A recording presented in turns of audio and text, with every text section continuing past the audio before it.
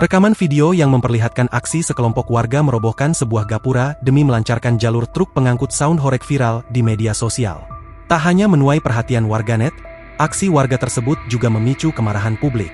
Diketahui rekaman video itu viral salah satunya usai dibagikan ulang oleh akun Instagram Mood Jakarta, Jumat, 27 Juni 2025. Berdasarkan keterangan unggahan akun tersebut, peristiwa ini terjadi pada Rabu, 25 Juni 2025, lalu di sebuah wilayah Jawa Timur.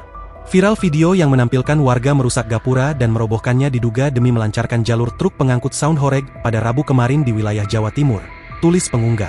Tampak dalam rekaman video tersebut, memperlihatkan 4 orang warga memegang martil besar memukul tiang gapura berwarna putih yang menjulang tinggi. Mereka perlahan-lahan menghancurkan tiang gapura tersebut hingga roboh.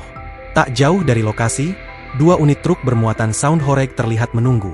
Diduga aksi para warga menghancurkan gapura itu lantaran demi truk-truk yang membawa sound horeg tersebut bisa lewat. Peristiwa ini sontak langsung menuai sorotan, terutama warganet pengguna media sosial. Tak sedikit yang juga menghujat dan menyayangkan aksi tersebut karena dianggap merusak fasilitas umum.